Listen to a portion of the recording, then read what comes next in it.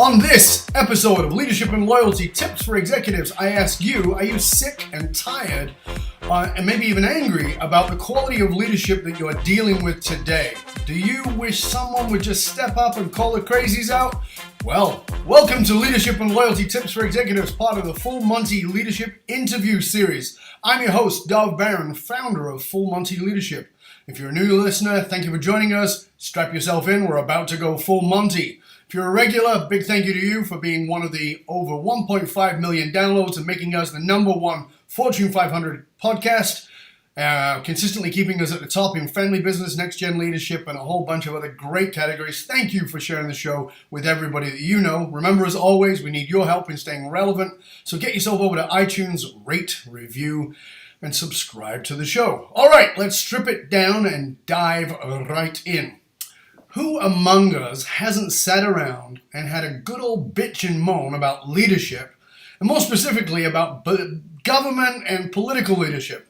I think at one point or another, we've all found ourselves saying something like, those people are idiots. If I was the mayor, if I was the representative, if I was a member of Congress, if I was the president, yeah, okay. Then, of course, Monday morning comes and you go back to doing life as usual and then bitching over it the water spout, whatever it is. Our guest today is somebody who actually decided to do something about it.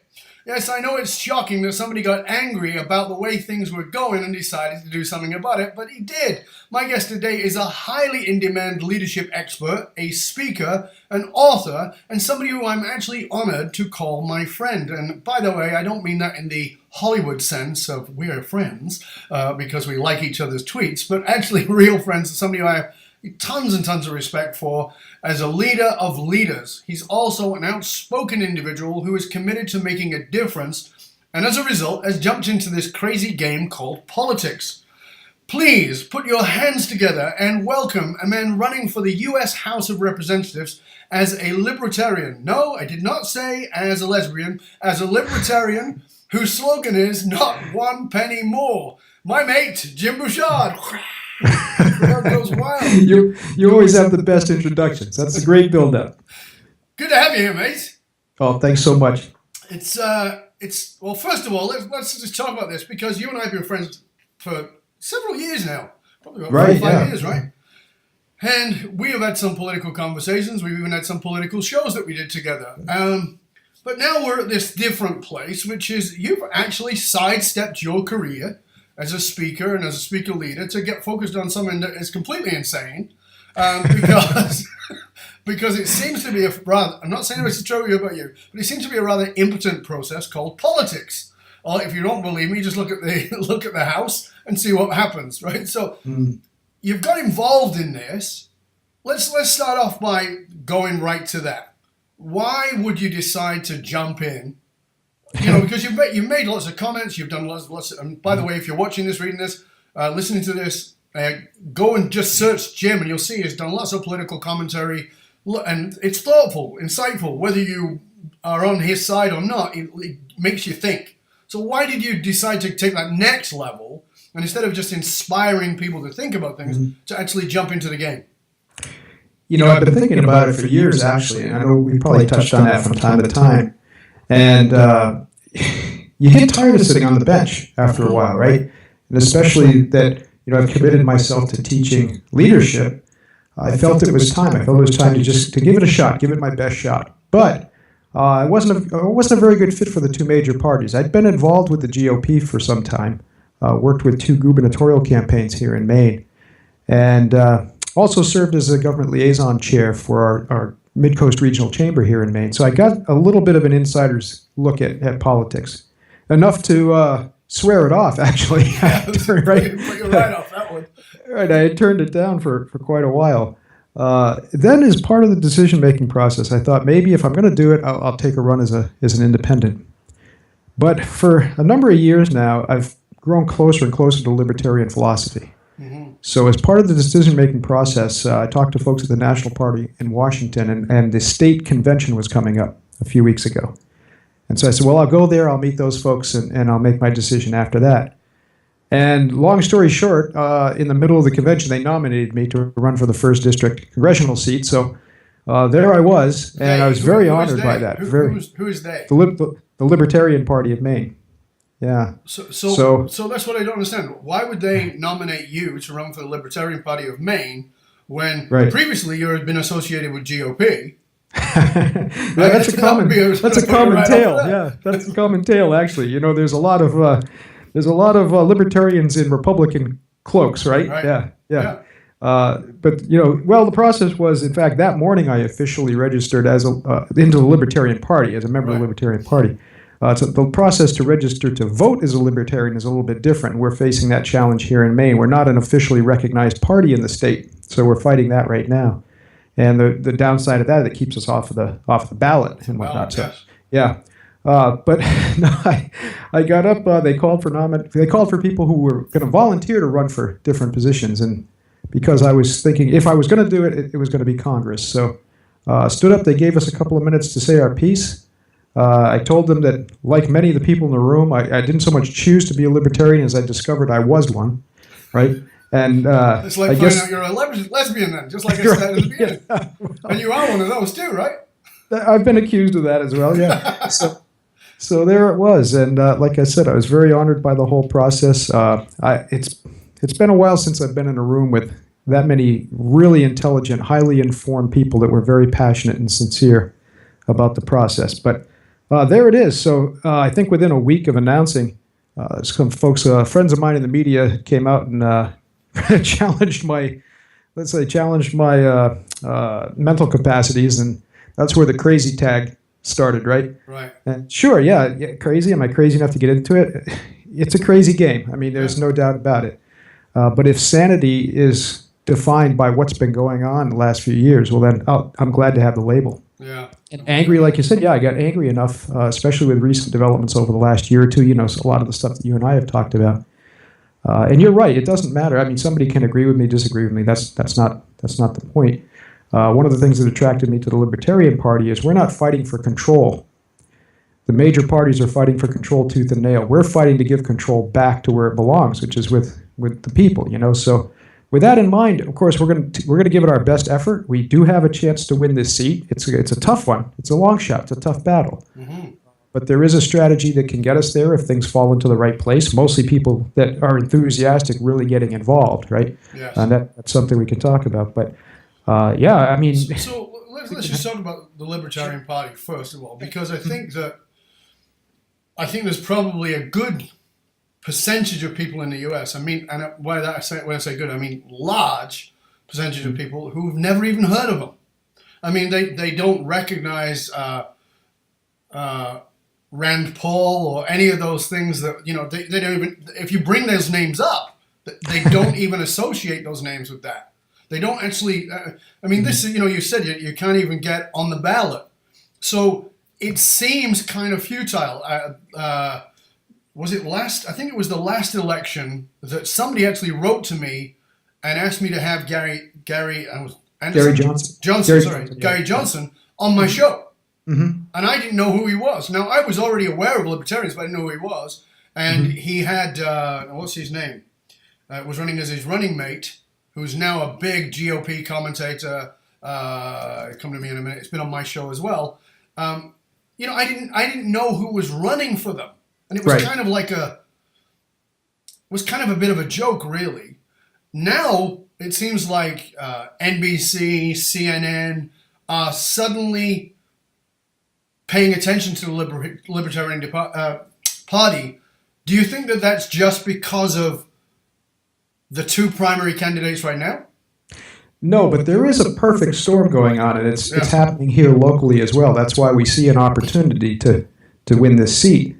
Like I said, if things fall into place, and one of those things that has to fall into place is across the country, the profile of the Libertarian Party has to rise, and it is. We're signing up people left and right in record numbers as Republicans and Democrats are defecting, you see. And other third parties are doing that too. The Green Party is making a lot of waves right now. Yep. And as you said, you know, it looks like all of a sudden, but you know, it's like we've talked about with success in business and leadership and whatnot, right? Yeah, you're an overnight success after you work your ass off for 10 years, right? At least. And and that's what, you know, that's a lot of what happened with Gary Johnson. You know, the last time around, he was a blip on the radar. Yeah. But he was a blip. right? And then it built, and then people started paying attention. And then folks like Ron Paul, especially Rand Paul, is also unabashedly, said that he's libertarian leaning anyway, right? Yes. Thomas Massey out of West Virginia has been carrying the banner very well. And so the profile has lifted quite a bit. And then, yes, you add the perfect storm of, two candidates, I know you and I have talked a lot about this, who are, they're all-time lows for favorability, all-time lows for trustworthiness, honesty, right? And yet that's who, well, depends. I mean, I don't know. It's anybody's bet. What happens at these conventions in a couple of weeks? I don't know. That could be a whole nother level of shitstorm. You may have two different candidates standing there in a few weeks. So we don't know what's going to happen. So, that's all interesting. Meanwhile, what are we doing? We just keep preaching the same message, which is minimum government, maximum freedom, put the power back with the people where it belongs. And then we have some pretty radical ideas like decriminalizing drugs. We can get into that a little bit. How about no income tax? Yeah, I want to go. Right? I want to go into those things, but I think that one of the things that I wanted to start off by saying that I particularly liked about Ron Paul. Yeah. Because for those of you, who he was crazy till he turned out to be right. Right. Exactly. Right. So one of the things that if we look at the crazy guy from New York. No, not Trump, but the guy who was perceived as crazy when he came out, which was Bernie, right? This wild-haired guy saying crazy stuff. But if you look at Bernie's message, his message has not changed since day one, since he walked with Martin Luther King, the consistency of the guy. And that was, whether you believe in him or not, whether you believe in his message or not, you've got to love that integrity. And I always loved that about Ron Paul. It was like, it was consistent. In fact, I was kind of disappointed because Ron Paul became this diluted version of him, I guess, to work his way with the GOP. But, Ron Paul was this consistent, never changed, always the same message. And as you said, he was a crazy until he wasn't, until he proved to be right. This is the thing that I'm liking about what I see with Gary Johnson, is that it's been the same message. He hasn't gone, well, we'll tweak it a little bit to get a few more votes over here, or we'll tweak it a little bit to get a few votes over there. And, when I look at, for instance, as you and I have talked about in previous conversations we've had that will go out on the net, I would lean more towards the Democratic, but at the same time, Hillary is a flip-flopper. I mean, and not just a flip-flopper, but, she's now saying Bernie things. I mean, I feel like Bernie's got a hand up her skirt and he's making a mouth move. And for me, to be honest with you, even if she says Bernie things, I don't believe that will happen when she gets in. I also don't believe that what Trump is saying would happen if he got in either. So that's not the point. These guys seem to be consistent. I have every reason to believe, whether I agree or not, that what the Libertarian candidate says is what they would do. Do you think that is because I think that that's a major pull for people? It certainly means a lot to me, and part of the reason, one of the many reasons that I got involved with it. And because we're not beholden to some sort of a party line, you know what I mean? Yeah. Again, we've talked about this. I know we're singing in harmony on this one. The major parties have really become big business. Absolutely. And part of the struggle is we're dealing with a professional political class. Absolutely. And that's something that needs to change. Now, we can sit here all day and discuss how it happened, why it happened. I think a lot of those folks, the best intentions, and you need to know that, I'm going tooth and nail against some of these people as far as issues go. Yeah. But that's not a personal attack. I don't doubt, as you said, Bernie Sanders, for example, we're probably on complete opposite ends of the spectrum on most issues. But like you, I really do respect his consistency and his sincerity, right? Absolutely. At least now we can debate the issues sensibly and reasonably. Yeah. Now, for years, and pick your poison, Democrats, Republicans, back and forth. What have they done? They've expanded powers. They've eroded our rights. They've spent money out of control. They've borrowed us to the edge of the brink, right? And that's where we're at. And if you want, like I said, if you want that, fine. One of the taglines we use as a libertarian, I'm not going to tell you who to vote for. That's up to you. Right? I'm not even asking people to vote for me. Right. For God's sake, you know how hard I've worked on my business. I do. If I could find another candidate that I thought would really carry these values forward and really, and at the same time was not beholden to the party, right? Because it's a business. You just have to acknowledge that going into this to make any sense of it. I'd gladly back them and I'd support them, sure. right? Rather than running myself. But we didn't have that in this district. No. And so there it is. And again, I understand they're sincere, that's fine. Let's talk about the issues, let's talk about how to solve these problems and how to destroy this professional political class. Because one of the first things that I'm going to work on, I'm going to join some of the folks that want to introduce term limits. Right. I'm going to vote myself out of a job and out of a pension. Yeah. Right. We have a remarkable golden umbrella that they put together over years and years and years, and people are upset by it. They work hard and they don't get that kind of a parachute at the end of their career or the middle of their career, really, right? Because it only takes a couple of terms to really be in a pretty good position there. Go ahead.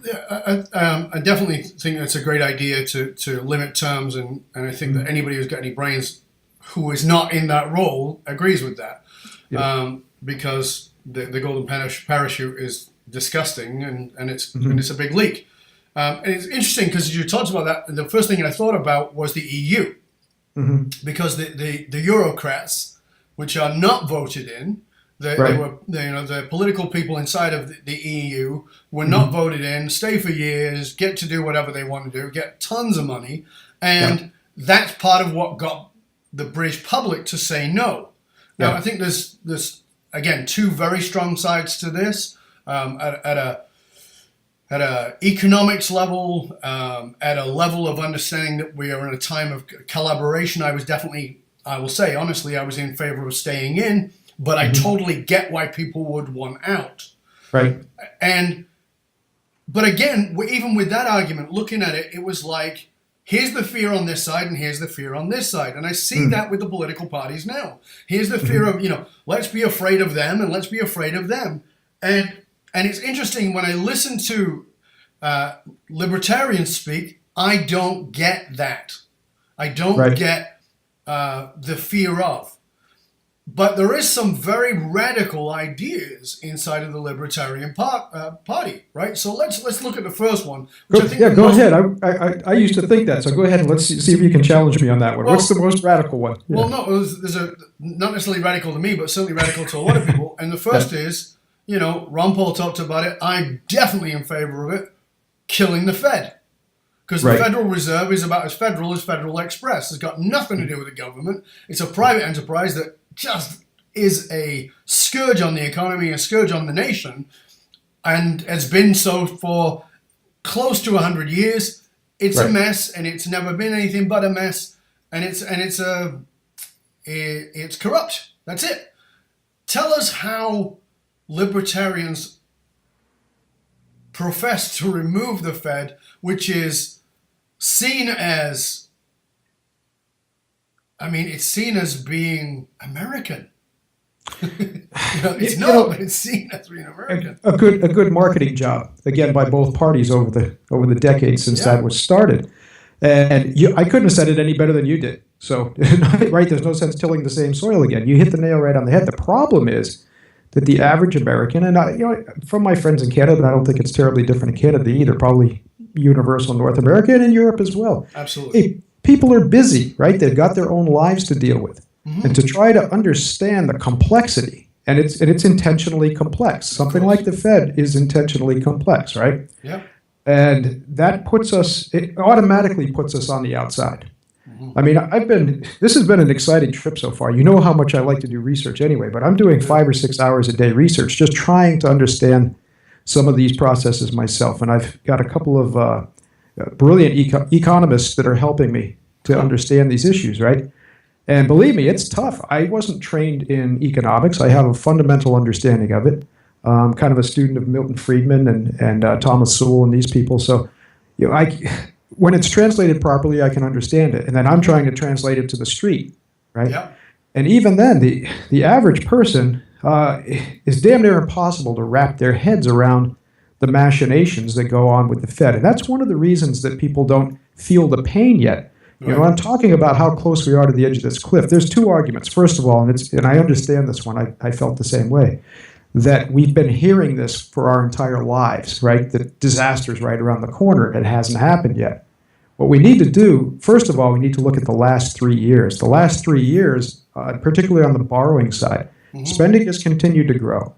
Borrowing has grown exponentially to the point where in a couple of years, half our revenue, forget the domestic product, that's a whole different argument, but half our revenue is going to be committed to paying interest. Now, if you were advising a business and you saw that kind of a spreadsheet, what would you be saying to them? Say it's time for bankruptcy, baby. Right? You certainly wouldn't be saying it's time to go out and take another loan. So this is where we're at. And over the last 3 years, like I said, is where it's really spiked. We're going to go over $20 trillion in debt, but probably before the end of this year. Right. That's unmanageable, and it's not sustainable. Right. Now, the Fed is a big part of the reason we haven't felt the pain yet. They've artificially kept the interest rate down, including the interest rate that the United States government needs to pay. And here's what people don't, like I said, it's very complex when you try to look into it. Who holds this debt? Well, the American people, they hold over half of it. Yeah. And this is what they don't understand. And they hold it because their Social Security lockbox has been raided, right?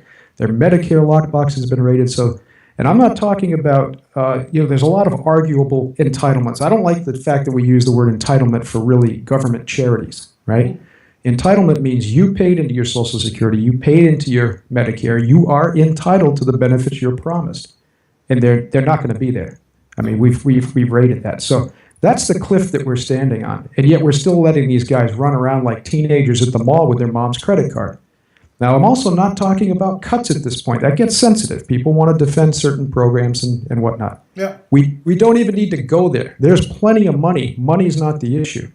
We've been finding, and we're pretty close to finding a definitive number here, but just in waste, fraud, abuse, and duplication, we're finding almost $1.5 trillion a year. The total tax revenue on the income, just on the personal income tax side, is about $1.7 trillion. If we can eliminate half that waste, fraud, and abuse, it all but makes the personal income tax obsolete. Yeah, because that's the question, right? Because if you're going to get, we're talking about getting rid of the Fed, we're also talking about getting rid of tax. And so that's the first thing that people go, well, isn't tax what's used to provide infrastructure, et cetera, et cetera? Right. How do we maintain the roads? How do we maintain the schools? How do we do all that if there is no income tax? The point is this, and I'm going to give you a personal view on this.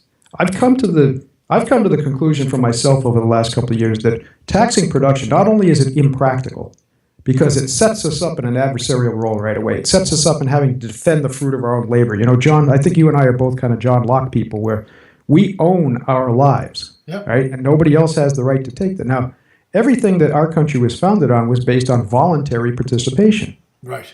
Now, part of that contract, and this is where it gets a little fuzzy because some people think libertarians are anarchists. Well, there is a minority of the party that is of that bent. But on the other hand, no, we realize that the government's just gotten too big. Mm-hmm. There are some roles that the government needs to play, and that is a changing role over time. However, right, it's involved in a lot of things that it shouldn't be in. And we can talk about that all day and all night, undeclared wars, so on and so forth. But to get to the meat of the matter, no, there's plenty of money there. How do we tax and how do we tax responsibly? We're looking at a couple things. I mean, one compromise position might be a flat tax. I'm not all for that because you're still on the production side. Right. I like what Gary Johnson is saying. If we eliminate the personal income tax and we eliminate the corporate income tax, right? Stop taxing production and shift it maybe for the time being to what they call the fair tax, a consumption side tax. In Europe, they would call it a VAT tax. But VAT. Yeah, right, yeah, that side of it, so that we're making the decision based on our purchases. And dollar for dollar, there's some very strong economic arguments that we'd still be on par. So again, we're not talking about cuts yet. We're just talking about this plan being revenue neutral. But we have to have the courage to look at that and really... But the argument for that, Jim, is that that's so freaking radical from where we are today that the some look at it that way, yeah. But the implementation of something like that seems like a freaking fairy tale for so many people. They just go... Yeah, it's a nice idea, but it's a bleeding fairy tale. Nobody can do that. Well, it's a fairy tale in the minds of the people who are defending their jobs, is what it is, and protecting their turf. Well, I agree with you. I agree with you on that. But you're talking about shrinking the IRS to almost a negligible bureau. Well, I think you're absolutely right. That it is a fairy tale to them. But I think that, in fairness, looking at the average person who has grown up with this, grown up with this for multiple generations, and I'm talking about many, many generations. It still seems like a fairy tale, because it's like they've been, if you've been told 2 and 2 is 5 for 15 generations, 2 and 2 is 5, mate. So it doesn't matter that what you're saying makes sense, that 2 and 2 is 4. It's you with me? So no, I think that this is part of the challenge. Is that it's not even whether it's doable. It's like, can you get it off the starting track when people see this as craziness? Every idea like this started as craziness, right? Fully agree. And I don't know that, I don't know that I'll see that. Well, no, I do believe I'll see that in my lifetime. I think if I'm elected, I don't think I'll see it in the term that I'm going to serve, because Congress is 2 years. And I've already promised I will not campaign for a second term. I'd be honored to serve. But, one dirty little secret is that the major parties, Republicans and Democrats, when you get there, they're obligated to do fundraising and campaigning from the minute they get there. They spend about 20 to 30 hours a week doing this instead of doing the people's business. Now, I understand it. That's the game. Fine. But I'm not going to do that. I'm not going to do that at all. All right? So my time can be focused on trying to caucus with the folks. And you said it a little while ago. Like I said, to me, it's not about winning. That's not what the deal is. You've got these factions that are locked in this mortal combat over control and over credit. And we're coming in and saying, and this is where I think any third party is a very interesting option, because it cools the water, so to speak, right? And we can introduce that. I'm not even going to call it middle ground. A lot of people in China say it's that middle ground. I said, no, it's a higher ground. Can we take ideas? Let's look at immigration, for example. Right. Basically, the same plan has been in circulation here for almost 50 years, and we haven't passed it yet. We know people want to come here to work. We can very easily put together a workers' visa program of some sort, a work permit of some sort, so people are paying taxes, participating, everything's copacetic. They can then get on a track for citizenship if they want it, but a lot of people don't. A lot of people want to maintain their citizenship, let's say in Mexico or something, right? Sure. So that's all fine. And we can better vet and streamline the flow of immigration that we want coming into the country and still protect ourselves, all this can be done. But it depends on which side you're on. Years ago, the Republicans put forth a plan. The Democrats opposed it. Democrats took power. They put forth an almost identical plan. I've been looking at these plans through the years, and the Republicans opposed it. Of course. Back and forth, back and forth. What we're talking about is, hey, let's take that higher ground and say, you guys came up with some stuff that works. You guys came up with some stuff that works, and take the case back to the American people, right? Right. That's what Congress is supposed to be, the voice of the people, especially in the House of Representatives, and let's get the freaking job done. Yeah, but then we have the same thing again, Jim, which is, all right, I get it, higher ground, I've heard that before too. I actually heard that from Obama starting out. But you know what? No, hold on, come on, in fairness, that's, he said, we're going to work across the aisle and all the rest of it. And I've heard others do that, but that's the most recent. Yeah. But the bottom line is, if you've got a bipartisan group running Congress, you ain't going anywhere. So let's pretend that we wave the magic wand and Gary Johnson becomes the president. How many people in Congress are there going to be? 7? 8? So now you've got these guys trying to help and assist and create that, quote, higher ground, but you've still got these other two in a pissing match with each other. And really, it's about that and not about actually doing anything for America. This is what drives me freaking crazy about the U.S. Well, you actually just made a very good point for electing Gary Johnson, even though his campaign's even a little more difficult than mine. I'm going to come back to that, because before, when I was laughing, here's why. We could take President Obama, Donald Trump, Hillary Clinton, and put them in one room. And I swear to God, I taught martial arts for years and years and years, and I handled 3 to 6-year-old kids who would sometimes get in little pissing matches with one another. It's what little kids do. And I'm thinking of the sound bites just over the last few days. And I said, oh my God, there's nothing about substance, nothing about issues. All they're doing is literally calling each other names like a bunch of schoolyard kids, right? I agree. So, But let's come back to because you just made it. We should share that with Gary Johnson because you made a good pitch for him. He was the governor of New Mexico for 2 terms, Republican governor with a very partisan Democratic legislature there. Right. It's a Democrat state, you see. And he proved that he could get the job done. And he did it the same way because he's a very quiet leader, not as charismatic. I think he would admit that. He's not as charismatic as some of the other people that are running. Right. But that's all fine. We've turned down some good leaders because of that over the last few years, over the last several years. He's proven it. He's gotten the job done. And Bill Weld, he's a little controversial in the Libertarian Party because some of his stances, particularly his stances on gun control. But same thing. He was a Republican governor in a red state. And in fact, he set some kind of a record. I think only 6 towns in Massachusetts didn't vote for him when he was reelected.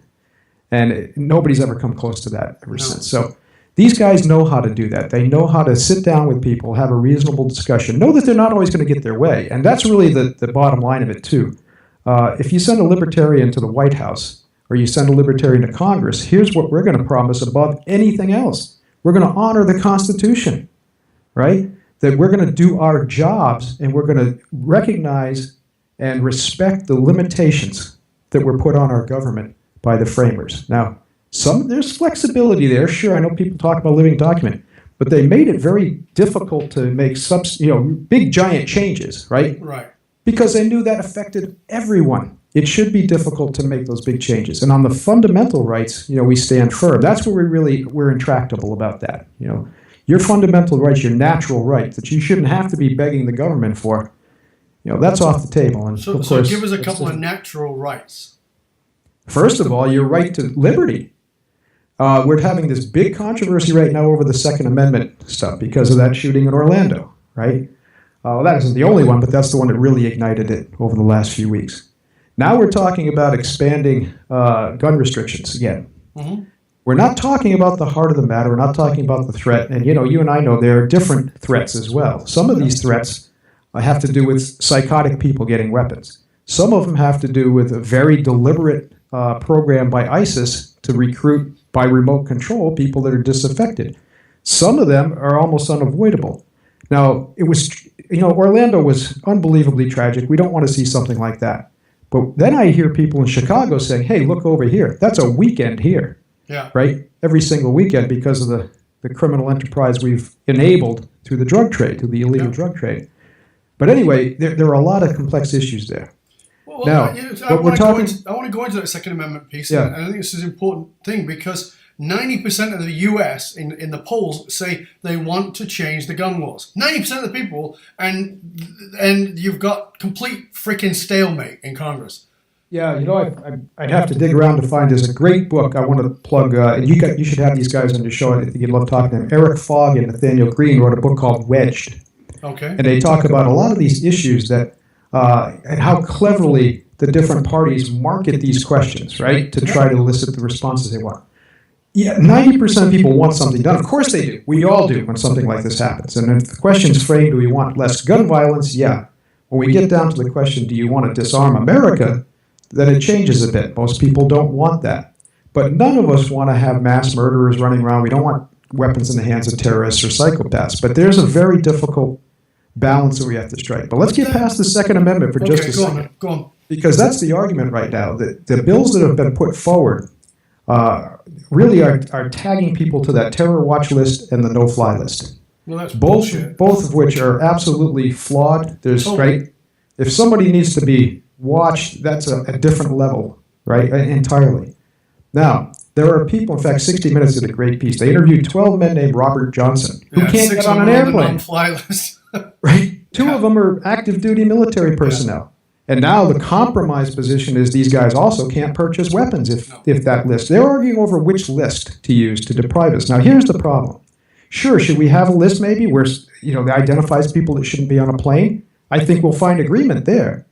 But how we get on that list is a big deal. Yes. And, right, we need to respect due process. If I'm dangerous enough that I shouldn't be on a plane, then you should bring charges against me, right? I should be able to face my accuser before you deprive me of the liberty. Now, Dianne Feinstein was the one really went after this. She's the one who said that you have to prove your innocence. You have to prove your innocence. Yeah, that's right? such bullshit. Our founders were remarkable people who risked their lives, their treasure, their safety, their security, their families in order to secure these freedoms. And now we've reached, we're so far through the looking glass that now we're willing to sacrifice all these freedoms for the illusion, and I'm going to emphasize that, the illusion of safety and security. Look, I know you and I are so like-minded that way. We would love this world to be a peaceful place, but we know that there are people who want to hurt one another, right? So that balance in minimizing that threat and trying to address that and taking our rights away, there's some very serious questions. And I get where you're coming from, and there's definitely some places I take great issue with this whole thing. So first of all, I don't give a flying hoot what anybody says. What happened in Orlando? It's not mental illness. It's not, there's complexity to it. I give you that. Yeah. It's a freaking hate crime. That's the bottom line. It's hate crime. And if you actually dig around and you find out the guy was a Clark Case guy who was a Muslim and probably felt enormous amounts of shame about his own sexuality. Exactly. And so there's all kinds of things there. And so pinning that on ISIS, I'm sorry, that's just a really easy scapegoat. Pinning it on mental illness, another easy scapegoat. Rather than us being a society that really embraces people and creates a place where people are allowed to be who they are. Mm-hmm. And I want to come back to that, but right now, around this, so when I get my head around this, I was, my entire life, anti-gun. Right. Mm-hmm. Sat down with a guy who was actually a CEO that I worked with, who had this massive gun collection. And I'm like, mates, how many of these things can you fire at a given time? And he was ex-Navy SEAL, etc., told to me about how he doesn't trust the government. Yeah. Mm-hmm. And he wants this to arm himself and arm his friends. I'm like, fuck, hold on a sec. I get that. I know, I've done the research. I'm not just a conspiracy nuts. I've actually done the research. I know the twisted things that are going on. I get it. Mm. Are you holding guns waiting for the frickin' revolution because you think that they're going to come and take your guns? I mean, really, the level of paranoia to live in that state of mind is insane, and it allows crazy people to go out and purchase guns. Now, I saw your thing about what you said about how you'd interviewed these people who run gun stores, and many of them were great people. Right. I know that. I don't disagree with that. But at the same time, first of all, let's just step back. Okay, the Second Amendment is old.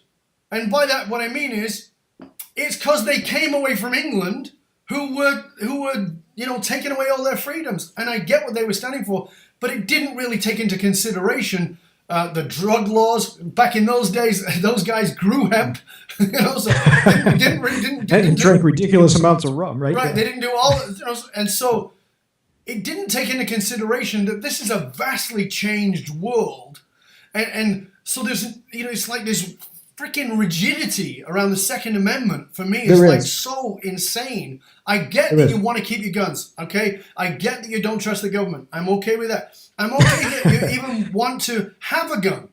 But the system, the way for you to have that gun has to be changed. And I don't know how to do it. I'm not pretending that it's easy. As you said, it's a difficult issue. But to pretend that we just have to stick to the letter of the law. Well, there's no militia, and all this nonsense is outdated. No, let me talk about that fundamentally first, and then we'll come back, because this is one of these places where we can cool the boiling water a bit, all right? And a lot of it has to do with misinformation. First of all, there are already a lot of restrictions on what most of us would consider the pure intent of the Second Amendment is. For example, there's all this information out there about the AR-15 being a military weapon. The AR-15 is not a military weapon. It's not an automatic. It's a semi-automatic rifle. It's a great self-defense weapon. A lot of people have that for self-defense in the home, and there's a number of reasons for it. There was a reporter that did some story, and they found him out as a fraud because he was shooting the AR-15, right? And he acted like the thing blew his shoulder off, and he was crying like, I'm sorry, he was crying like a little girl. And And he said he had post-traumatic stress syndrome from this. No bullshit. I've had friends that have experienced that for real, and that dishonors them. Of course it is. Yeah. So anyway, and then somebody put a video together where they show, and I've seen small children fire these weapons. Part of the reason is it's fairly gentle kickback. It stays online. It's a good weapon to use for self-defense. It's a very versatile weapon. It can be used for hunting, can be used for self-defense, can be used for a number of things. It does not shoot 700 to 800 rounds per minute. That's a fallacy. So with that information out there, then you look at people that are law-abiding people that have these weapons, and all of a sudden they're thrown in this category of lunatics running around with machine guns. We can't purchase machine guns. I don't have a problem with people purchasing machine guns. You and I would be different on that. You want rocket-propelled grenades? Hey, go for it. Now, most people aren't going to do it because they can't afford it, for one thing, right? We can't compete with that level in the government. But let's go back to that fundamental issue.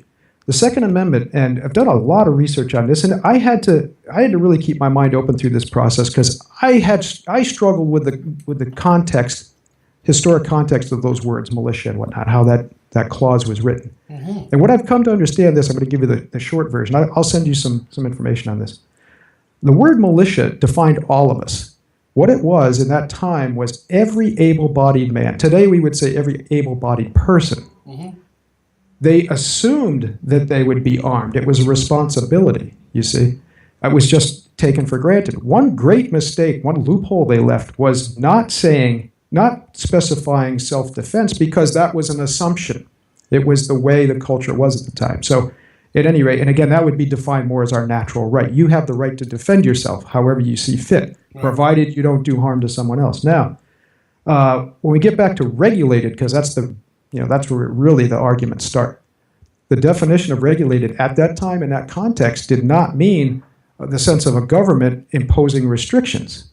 It meant well-trained. That would be the best way to interpret that. So your responsibility as an American citizen at the time of the founding was that you would have an arm that you would keep in good condition, that you would train with it on a regular basis, and that you would be ready to respond in an emergency. Now, are there people on the fringe that really take that? Yeah, I know. I struggle with that like you do because I don't trust the government, and I've seen it. I have relatives that came from Poland during the occupations, the communist occupations. I've seen what happens when a citizenry is disarmed. We saw that happen through the Holocaust. These are real examples. Unfortunately, people these days have a very short memory for history. They're not students of history like you and I. And even as deep as we look at it, in Australia, and Adolf Hitler doesn't live in Australia. They disarmed their people, and it's been perfectly safe since then. And the rate of deaths has gone down dramatically. I mean, but their gun ownership has risen back to the pre-buyback levels, which is an interesting fact that is pretty underreported. There are as many personal arms now in Australia as there were before that buyback program. So it goes back to what you and I are trying to preach to people is leadership on a fundamental level at all levels, where from childhood on we're training people to be accepting, to be tolerant, right, to be understanding and loving of one another. But at the same time, a strong defense in that, if someone tried to harm you, I would stand in the way, or I would take an arm and oppose, right? Yeah, and it's just as irresponsible. And believe me, I'm for so many years in the self-defense business, I would tell people all the time, and went through firearms training classes with some people. I was impressed by an NRA instructor one time. There was a woman in the class. About halfway through the class, she kind of melted down. She just didn't want to deal with guns. And I didn't know how the instructor was going to react. And he looked at her and he said, "You know what, that's a good decision." He said, "I'm not here to try to talk you into carrying guns." He said, "That for you, this is the wrong decision. Right. If you can, right, that was it. You made, and that's great. I'm glad that this course helped you discover that." And he was so caring and so sincere about that. And everybody was very supportive of her. And then he went on with the rest of us and taught us how to do combat handgunning. I think you and I could spend this entire show talking around Second Amendment and all those things. And there's one of the subjects I want to go into to make sure that we use our time wisely. Sure. Yeah. And I think that this has got to be. There are bigger issues right now. Frankly, there are bigger issues because we're not going to ban guns tomorrow. People won't stand. Sadly. And that's why I said that's one of these wedging issues. We'll have to argue about that over wine. Sure. But that's one of those wedging issues because most people are not on the extremes either side, you see. And yet that's being used to control the debate. In the meantime, right, what's being snuck in under the radar, for instance, like the Trans-Pacific Pact and issues like that are very complex that, the average person has difficult time wrapping their head around. But all we're worried about is guns, right? And abortion reared its ugly head. This is the thing for me, right? The thing for me is that politics, what did that lady say? She said politics is what? Oh my God, yeah. I'm going to miss the quote exactly, but yeah, that's the person I'm running against, Shelley Pingree here in the first district. What did she say? Politics is meant to be disruptive. Right. I think she said a distraction. Distraction. Right. And she did use disruptive too, and it was interesting because I said, no, it's not. But this is the thing, right? Politics is a distraction. It's freaking smoke and mirrors. So we're arguing about shit that is not going to get solved. And so it is. I mean, I hope it will get solved, but not immediately. And on top of that, we are not really looking at the real issues. And so for me, I mean, you and I have had this conversation. For me, as a kid, I came here from Australia, but I was born in the UK and other places I've been. But when I lived as a kid in the UK, I was fascinated with America. I got fascinated with American politics through Martin Luther King, through JFK. I was inspired by those guys. In fact, I had family members who thought I was going to be a politician because I was so inspired by these people. It's not too late. Yeah, well, it might be for me. But, seeing all that and it was like there were real issues being really dealt with. Now politics seems to be about it's a magician's act. Let's pull you over here so you don't actually notice that. I mean, I heard Donald Trump do a speech in Scotland. It was fascinating because he was talking about Brexit, the British exit from, and and in that same conversation he said it's a beautiful thing. It was done peacefully. He said it was confrontational. It was amazing, and it was terrible. I mean, guy said nothing. Like if he'd have just farted out of his mouth, it would have actually been more valuable. There was nothing. And for me, it was a personification of what is said in politics, rather than here's the issue we have to go after today. And one of those things for me, and I want to bring it up because of libertarian positioning, is the First Amendment, freedom of speech, freedom of speech. So you and I have had a conversation that when Obama was voted in, my wife and I cried. My wife's a woman of color. I was inspired by Martin Luther King. I loved what Obama said coming in, and I thought, finally, an intelligent man, particularly after George Bush couldn't hold a sentence together, it was going to come in and whatever he's become, the intention, I believe, was good, although I believe the intention is usually good with most of them. Right. However, that all became whatever it became. It disappeared. And he has been at the forefront of punishing whistleblowers under the So tell us where you, the Libertarian Party, stand with the First Amendment, freedom of speech, and let's take Snowden. Let's take Snowden because he's a great example. Because the guy doesn't want to live in Russia, but he has no choice. He will go to jail if he comes here. Tell us how that would work inside of the Libertarian Party. Well, first of all, again, we're talking about our natural rights or inalienable rights. And remember that the Bill of Rights, the first 10 amendments, really, it was a reaction to some fears that they had. There was the assumption, the way they were creating this government, remember the Constitutional Convention came later, after independence too. They were first a confederation. That wasn't working as efficiently as they thought, so this whole story about the Constitutional Convention is very interesting because it really happens spontaneously. They didn't go there to craft a constitution. They came out of there with one. And in my opinion, it's one of the most beautiful documents in human history. But what they realized when they got done writing it, they were trying to limit the powers of the federal, let's specify this, the federal government, because the thought was, and I believe this wholeheartedly, this is at the heart of the libertarian philosophy.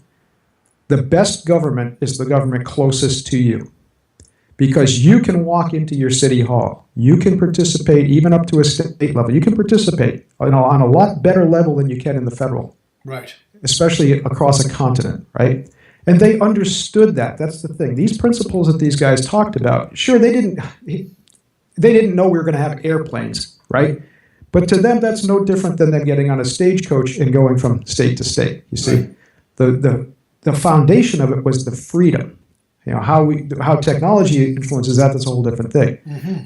We do have to adapt, but we cannot lose sight of these fundamental freedoms. So your freedom of speech, all the ones that are specified in the Bill of Rights, all they did was they said, you know what, we've been through it before. We want to make sure, right, that we spell it out so these guys can't go and later on use some trickery to take these rights from us.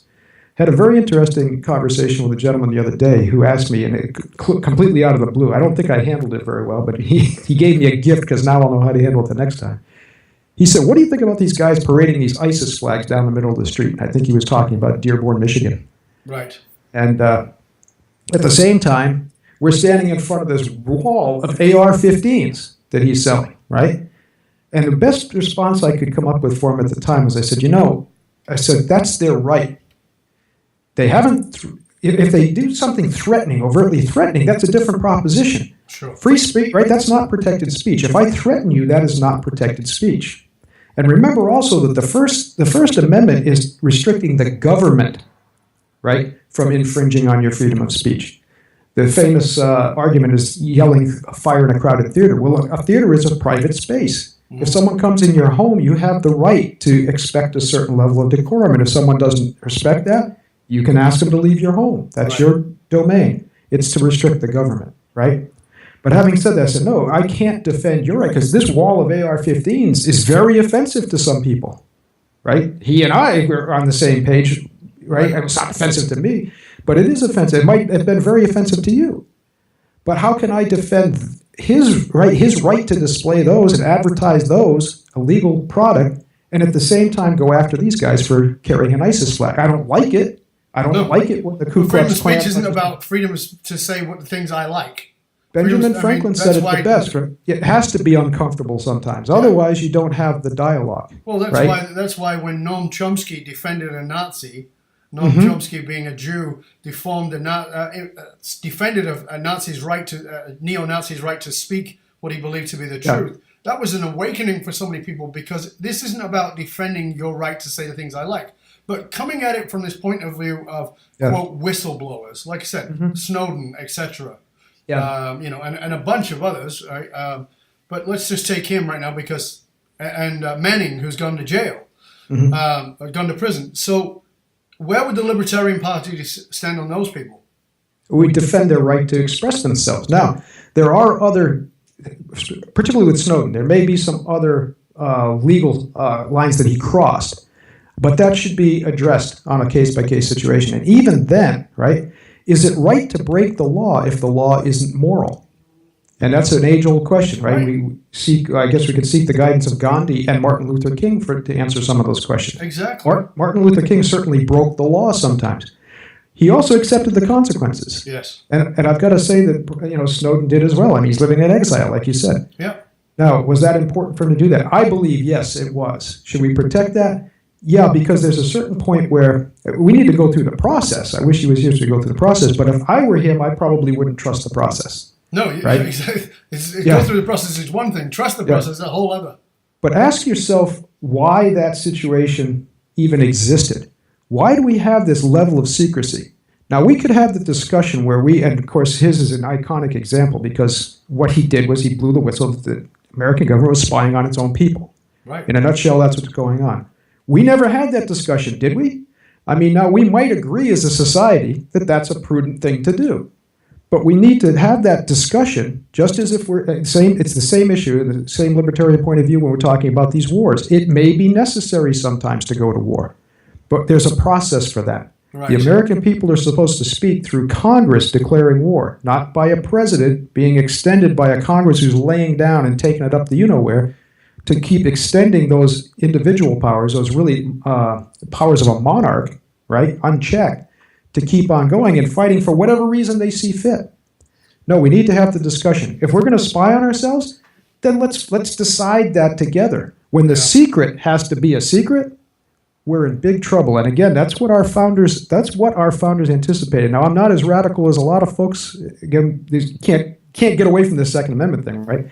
But yeah, I understand why people are so paranoid when things like that are going on.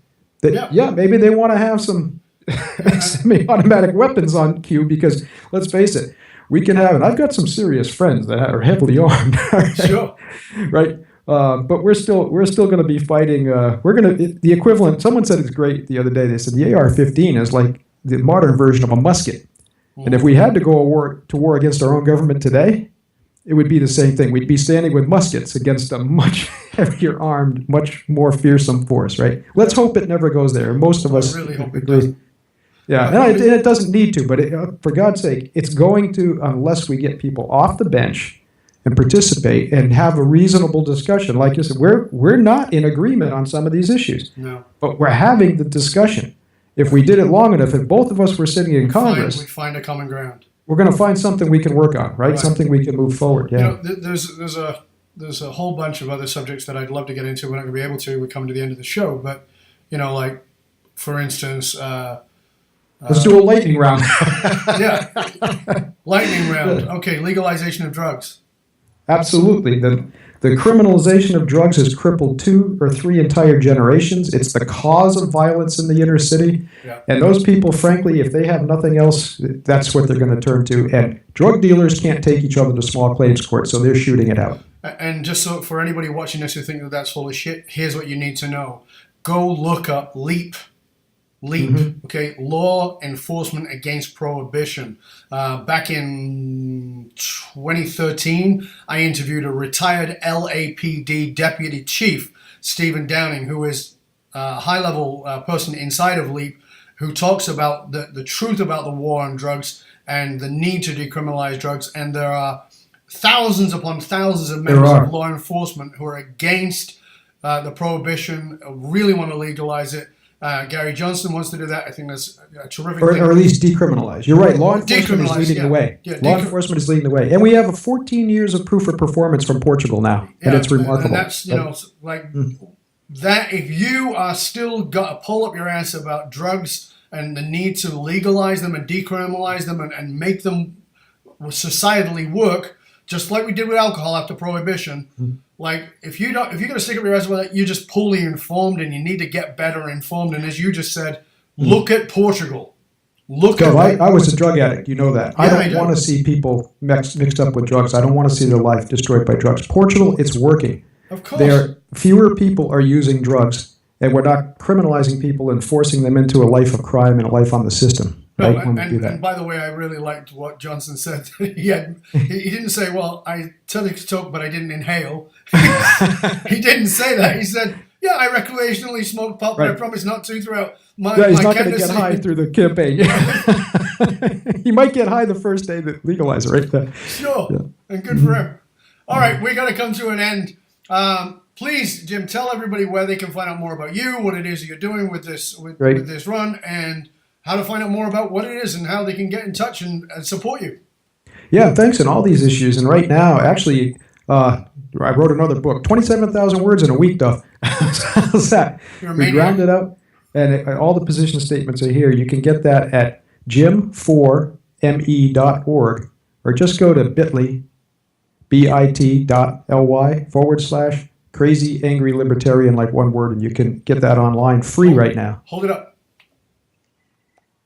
And see, no donkeys, no elephants. That's a porcupine, my brother. Okay. Where else? Anywhere else they should go? So where are they going to find that? They're going to find that only there at Bitly. Yeah, or go to jim4me.org. You can get the book there, and also my blog is there, and all the topics that we were talking about. I'm blogging about 4 or 5 times a week, trying to stay on top of these issues. For me personally, come to the sensealeader.com, sensealeader.com, because, likely I'm going to have to go back to work in November. Right? I want to encourage you to follow up with Jim and get his book, read the book, and go through what is laid out there, because as he said, you may be a libertarian and didn't even know it. Because as I said, there's a lot of things in there to me that really make a lot of sense. And I certainly wouldn't consider myself to be hardcore any particular party, but there's a lot of stuff that just is sensible, and pay attention to it. And so have a read, have a look, see what Jim and the party is about. I think it's very interesting, and if it does nothing else, it at least starts a conversation that says there are other options besides the two that we've been stuck with for way too long. I want to thank Jim for being our guest today. Thank you, sir. It's been an honor having you here. I hope you'll stay with us at the end. Oh, thanks for your hospitality. We're going to hook you up with the Libertarian Party in Canada. There's a big growing movement there, too. So, because I think you are one. Who knew? There you go. And again, thank you for joining us and for listening and for paying attention. And so if you're truly serious about embracing the kind of positive disruption that builds a culture and develops the next generation of leaders, not only in who they need to be, but who they want to be, while encouraging an evangelical engagement, reach out to me through fullmontyleadership.com. And remember, I have a gift for you now. It's you can find it at Matrix, Matrix, fullmontyleadership.com. Matrix.fullmontyleadership.com. Matrix like the movie. It is, what's the word? It is in its trial stages, beta change, and it's called the Matrix for authentic leadership. You can test your leadership, the 5 categories of leadership, and see where your authentic leadership really lies. Wait for you to measure yourself and have a look. It's totally free to you if you get over there now. You can do that. Again, thank you for joining us here on Leadership and Loyalty Tips for Executives, part of the Full Monty series of interviews. My name again is Dov Barron. Thank you for sharing the show with everybody you know. And as always, remember to get yourself over to iTunes, rate, review, and subscribe to the show. And until next time, stay curious, my friends. Stay curious about whether you are a closet case libertarian.